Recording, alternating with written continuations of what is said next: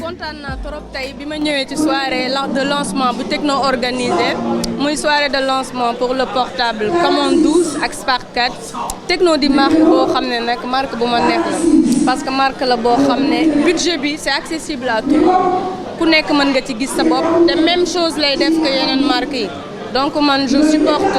Tecno, je supporte l'entreprise, je supporte tout leur personnel et je supporte aussi l'initiative. waaw am na qualité day def li yeneen téléphone yi def ba pare boole ci yomb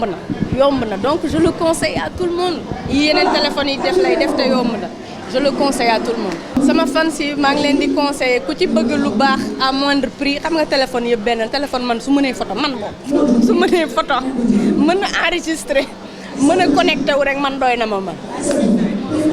waaw selfie bi surtout photo bi daf ci am importance te Tecno xoolal photo yu rafet lay def Tecno photo yu rafet lay def moo tax ma bëgg ko waaw man damay utiliser Tecno parce que photo mi man photo yi surtout moo tax may utiliser Tecno.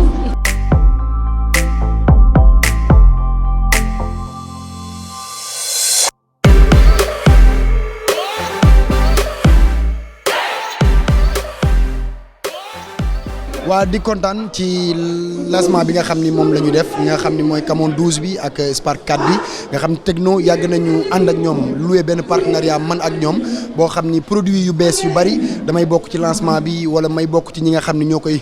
fësal ba mu gën a fës et puis muy produit bu baax ah c'est une très grande marque donc yeneen dëkk yi nga xam ne sax du Sénégal boo fa demee bokk na ci marque numéro 1 yi donc tey bu ñëwee bu ñuy jaay ñun dañuy xool li ñuy jaay lan la ak suñu image donc Tecno c'est une marque bu baax c'est un produit boo xam ni lu neex a jaay la et puis prix bi ànd ak askan wi abordable la et marchandise bi accessible na ci seen dealer yeeg fu nekk foo dem di ko fa fekk donc dañuy sawar di taxaw di wax ci marque bu toll ni Tecno quoi vraiment. kon léegi looy conseiller sa fans yi. waaw mais na ko ñëpp daw wuti parce que Tecno ñun moom la ñu yor donc ñeneen ñi tamit dañuy bëgg ñëpp yor ko parce que li ñu yéene suñu bopp la ñu yéene ñëpp ñun moom la ñu yor donc dañuy bëgg ñëpp yor ko na ñëpp daw wuti Tecno donc c'est ça quoi. léegi yow Camon 12 bi noo ko gisee ci caméra bu leer bi selfie bi. waaw macha allah li ci nekk rek liñ mën a wax rek la ñuy wax mais li ci nekk lépp kenn mënu ko wax faaw nga dem jëndi ko téye ko pour mën a xam li ci nekk maanaam ay image am moo gën a leer yeneen yu dul moom ci caméra am moo gën a leer ba ci son bi lépp rek ci Camon 12 bi donc vraiment na ko ñëpp daw wuti et xam ni kenn du ko réccu waaw kenn du ko réccu ku ko am mënoo ko réccu quoi vraiment. aja nan ndaw wuti ko wax naa ni fi ñu toll nii nañu dem ci li nga xam ni moom mooy suñu distributeur yëpp dinañ fa fekk ay hôtesses yoo xam ni ñoo leen di orienté daal di jël li nga xam ni moom mooy seen tour ak seen ay coordonnées et puis produit yi bu ñëwee ñoom mën nañu demaat ñu jël seen produit bi et puis ku ci nekk rek boo defee précommande wàññi nañ la 5000 francs donc na ñëpp daw wuti ko Camon 12 bi vraiment pour yéen la na ñëpp daw wuti ko nga xam ne bu yegsee ñun ñëpp di mën a majji réew mi neex ton Tecno da koy yëngal ay bëggee waay. ñoo ngi lay jaajëfal maa ngi leen di delloo jaajëfal waaye bëggee. C'était une belle soirée, c'est très bien organisé. Je vois que gars ils ont mis un important dispositif pour présenter téléphone bi et tout ça c'est dans le domaine de la technologie respecté nañ loolu bu baax et c'est très nice. En fait moi j'aime bien tout ce qui est innovant et accessible et tey bu ñuy wax ci Tecno c'est les deux valeurs yu ma gën a sentir ci ñoom quoi innovation parce que li téléphone di def yëpp seen téléphone daf koy def accessibilité parce que c'est à la portée de toutes les bourses en fait. ma ne noo gisee Camon 12 bi ak mooy lu ma lay wax en fait tey boo yoree benn Camon 12 day mel ni yor nga téléphone bu gën a nekk au top de la technologie parce que photo yi leer nañ am na benn processeur bu gaaw bu lay permettre nga traiter say données mun nga si installer application tant sur le plan ludique que sur le plan professionnel téléphone bi mun na la gunge si sa journée quoi. léegi yow looy conseiller sa fans yi. ñu jëm mu xool lan moo leen arrangé côté qualité prix te xam naa bu ñu defee loolu du ñu sori Tecno. xam nga Tecno Mobile Sénégal nekk na benn marque ba nga xamante ne yàgg na di génne ay téléphone à chaque fois dañuy rénover mais cette fois-ci dañoo indi benn téléphone ba nga xamante ne muy deux différents téléphones buy viser deux catégories ci biir li nga xamante ne mooy marché bi muy Spark 4 bi nga xam ne c'est destiné à un public plus jeune ak li nga xamante ne mooy Camon 12 bon Camon 12 tey dafa nekk une continuité des séries de Camon ñi nga xamante seen particularité caméra la par exemple Camon 12 bi boo ko xoolee tey di nga gis 3 différents caméras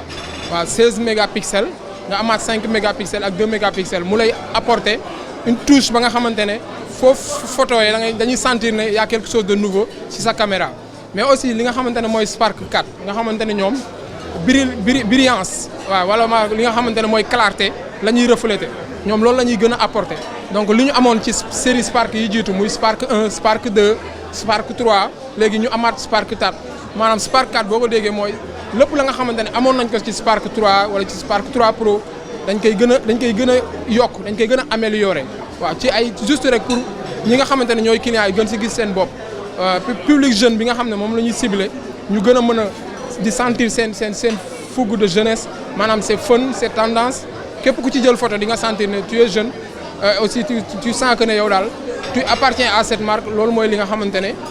moom lañ gën a perfectionné ci suñu ñaari modèles yooyu ñu indi. voilà tey dañoo ñëw fii pour lancer téléphone bii nga xamante ne mooy ñaari téléphones yi tudd Camon 12 ak Spark 4 boo xoolee ci at bi lancé woon nañ Camon 11 bon dañ daan def at bu ne ñu lancé benn Camon mais li waral tey ñu indi Camon 12 bi mooy technologie day avancé. Sangoma gis nañ léegi technologie bu toll gis nañ ni am nañ ay xeetu caméra yu bees am nañ ay façon caméra yoo xamante ne ci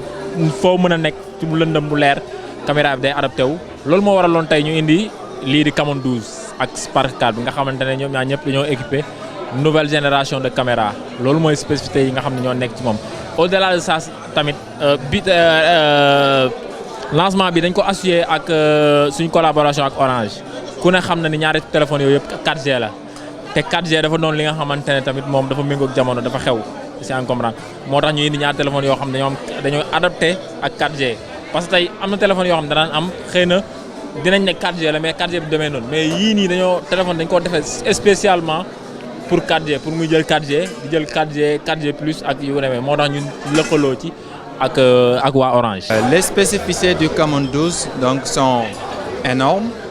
Le Camon 12 et le Camon 12 simple, aussi appelé le CC7, est doté d'un écran de 6,52 pouces, ce qui fait que l'affichage donc sur l'écran des photos et des images sont larges, et ça s'affiche de manière complète. Le Camon 12 aussi est doté de 3 caméras derrière, de 16 mégapixels, de 8 mégapixels et de 2 mégapixels. C'est la raison pour laquelle donc, nous avons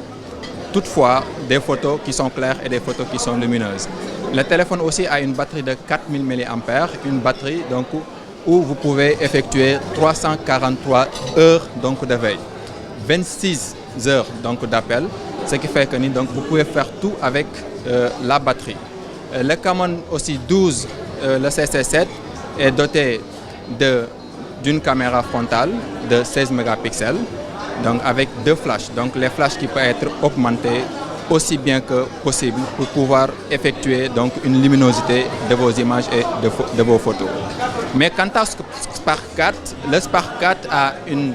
caméra qu'on appelle une caméra à goutte d'eau, donc de 6,52 pouces aussi, donc où les photos et les images s'affichent de manière complète. Ça a une batterie de 4000 mAh. Bon, ce qui fait que aussi nous utilisons avec le Spark 4 le 4G, le 4G+, qui est le 4G LTE, donc qui peut nous donner une connexion donc rapide et fluide donc à l'internet et au web. Le Spark 4 aussi a une caméra triple derrière de 13 mégapixels, de 2 mégapixels et de 0,08 mégapixels et une caméra frontale de 8 mégapixels avec un flash. Donc voici en quelque sorte les spécificités du Camon 12 simple et du Spark 4. Mais quant au ce qui fait la différence avec le Camon 12 Pro, c'est l'empreinte digitale donc, qui est sur l'écran. C'est comparé au Phantom 9, donc avec le Camon 12 Pro aussi, donc ça n'a rien à envier avec le Phantom 9. Donc voici en quelque sorte les spécificités et les caractéristiques du Camon 12 et du Camon 12 Pro et du Spark 4.